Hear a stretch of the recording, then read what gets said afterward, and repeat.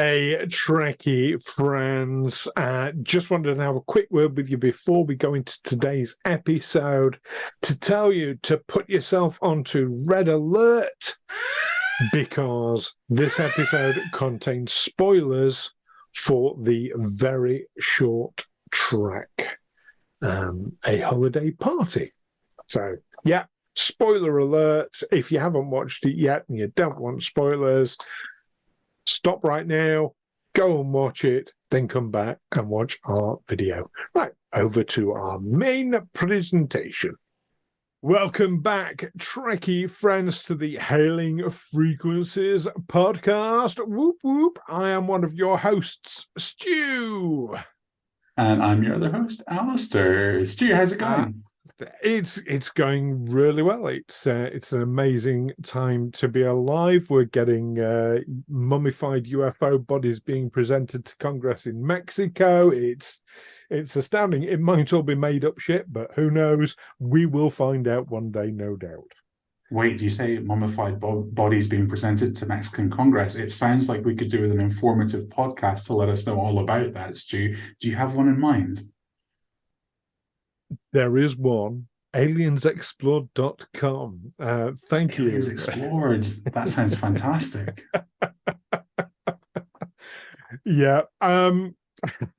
Thanks, Alastair. That's for anybody who isn't aware who's watching this. That's a podcast I do with a chap called Neil Kelly, where we argue and bicker about UFO things that are going on.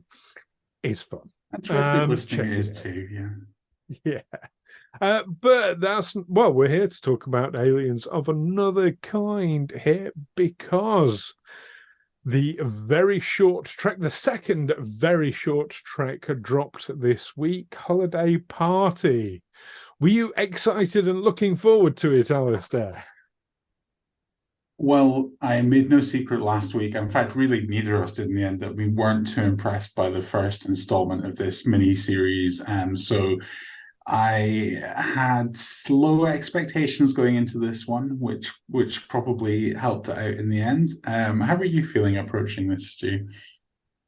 I went a bit up and down during the week on it. One moment I was thinking, well, they've clearly hit rock bottom with the first one. It can't be any worse, so it can only be up from there. That was my positive moments. And then I realized actually saying that it can't get any worse is like really not a good move. So yeah. Don't want to tempt fate, yeah. So you had low expectations going in. Did it live up to those low expectations? Shall we launch into our good, bad, and batshit, Stu? Let's do that. What you got for good so far? So I think the very first thing to say with good was that I think it's absolutely fair to say that this was an improvement over the first one. It certainly was for me. I thought it was more interesting. I thought it was funnier. It was really awesome to see more of the Strange New Worlds cast getting involved as well. And I thought all of those things were ticks in the plus column. Yeah. So I think that roughly covers sort of good points for me. An overview of the many ways. So before I go any further, what were your positives from this one, Stu?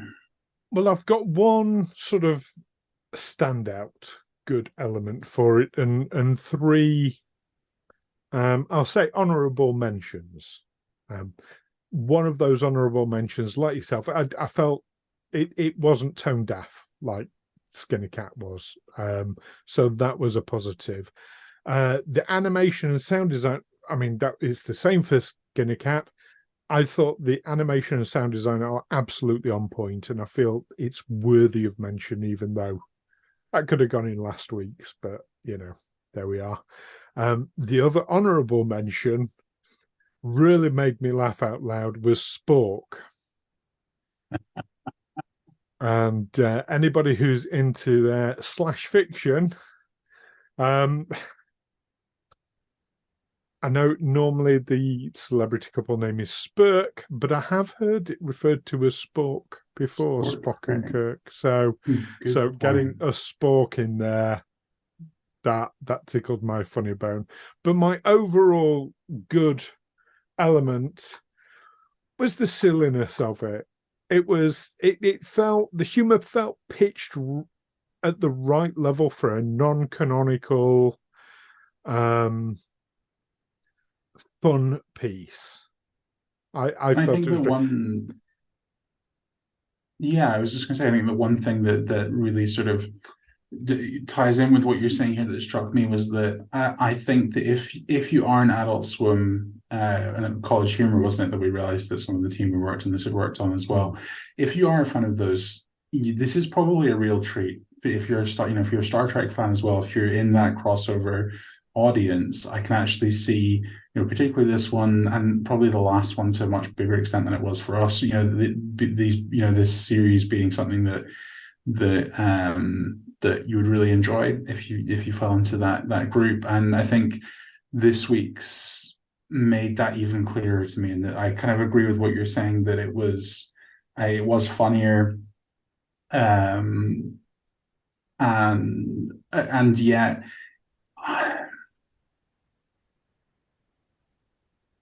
it was still a quite a light touch on the Star Trek kind of side of Mhm. things. So, like you say, like a good little non-canonical short.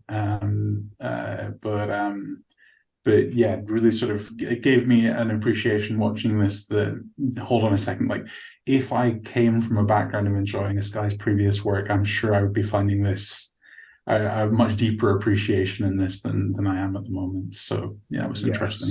yes. Um, I love the T'Pring reference. Uh, she has left me for other men many times. Yeah. Yeah, I Yes. mean, this actually provides a really nice segue into. Should we move on to the bads, Stu? I have a shorter Oh, bad go list. for it. Go for it. Give us your bad. So the idea of doing like the backbone of this short being, let's have a laugh at Spock not understanding human humor. Hmm. It's pretty well trodden, isn't it? It's very basic Star Trek fodder. Yes. And so, like you say, like I think some of the individual gags were really well done within that. And I thought Nurse Chapel shedding a tear in response to that, and her delivery of the "No, are you all right" kind of thing was good. And that offset the kind of feeling of we've seen this before, kind of vibe that watching Spock's lack of understanding of humor being laughed at would usually generate. Yeah, I hear you on that.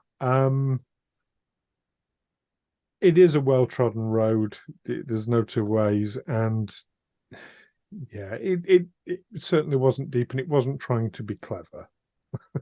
But No, yeah, but props to it. Like I say, some of the little individual moments where they pick things from to include in his blooper reel were funny. That you shouldn't include an in memoriam in a blooper reel. I did get a laugh. So I'm not, I'm and as you say, it's what, like a 5 minute, if that, short. So there's only so deep and wide you're going to go with that.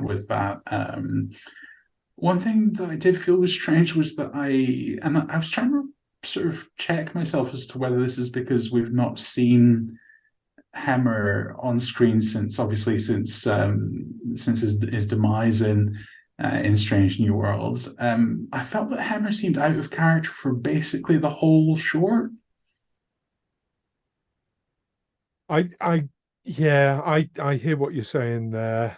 Um, Almost like he was kind of a sort of a stand-in for a narrator, or almost sort of like he was, sort of just sort of filling, that he was there for utility of moving the episode where it needed to be at points rather than for being Hammer. Yeah. yeah, I just took it that Bruce Horak wasn't taking it that seriously. And yeah, absolutely. So he was just Bruce Orak. He wasn't Hemmer. Yeah.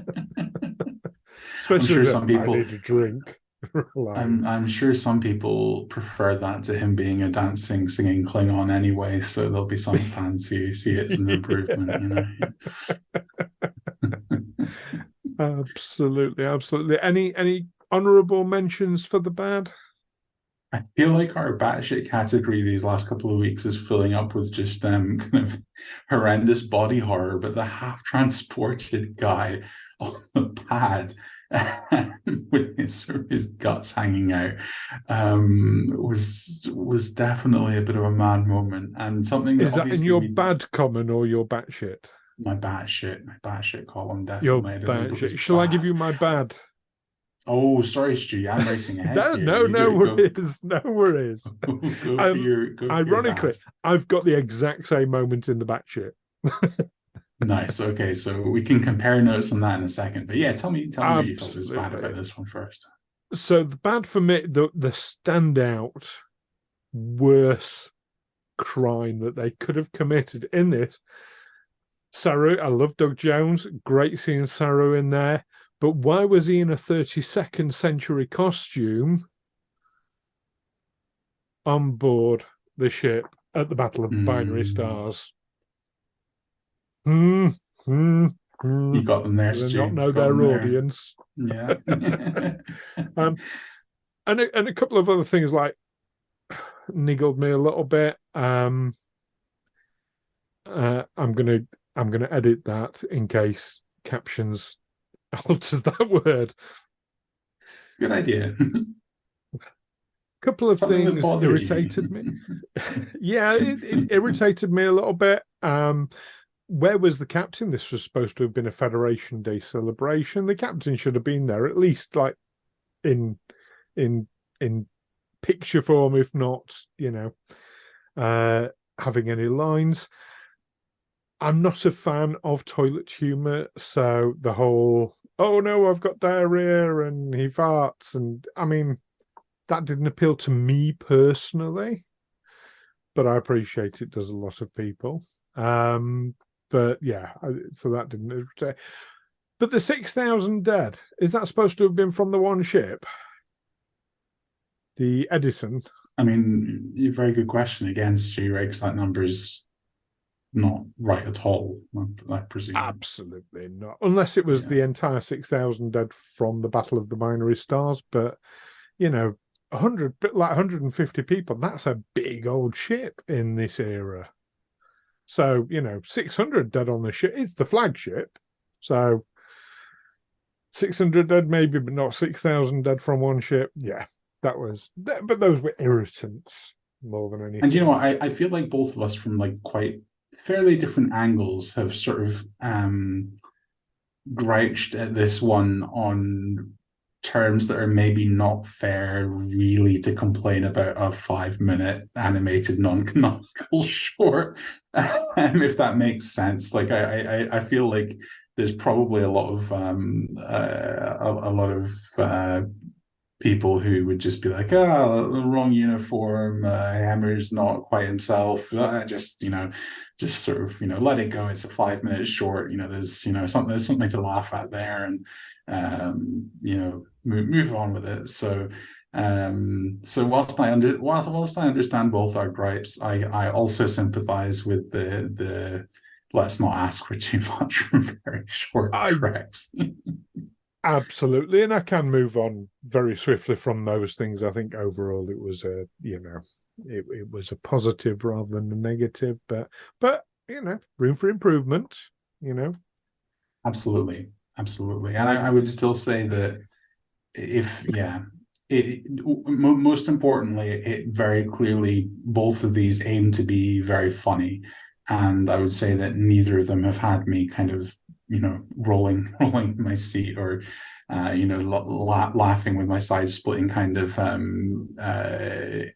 mark yet. So very fundamental room for improvement on what you can do with humor in a few minutes. So totally agree. yes. But speaking of the humor, the was it a lieutenant getting legless on the transporter pad?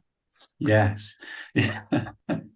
So I actually thought this was something that was quite interesting to see in this context because, of course, you know, we have transporter accidents alluded to sometimes in the show. And, I think occasionally over the years we've seen, we have seen something horrific to varying extents where something has gone wrong, but it's pretty sparing. And I don't think there were many, if any, that go this full on in the live action that we've seen. And it's something that you only really can get away with in terms of the kind of commercial TV Star Trek has been in a little animated kind of funny short like this, where you're not dwelling on the horror of the moment.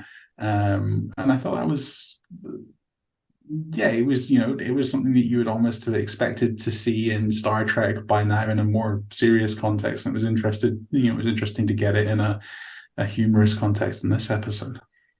Yes, I must admit, when it started, it was clearly a transporter process going wrong. I thought we were going to get a motion picture moment. Oh, That's no. I was geared up for that. Yeah. I don't know whether I'm disappointed or not. But no, I think you're absolutely right. I think there are things you can do with animation like this, and the opening scene of the season 1, episode 1 of Lower Decks, when Mariner's drunk and she like slices into Boimler's leg with the batleth. You could only do that with animation. I mean, even Discovery went quite gory with stuff, but even that wasn't it wasn't as gory as Lower Decks has been, and now very short treks as well. So yeah, Yeah, absolutely.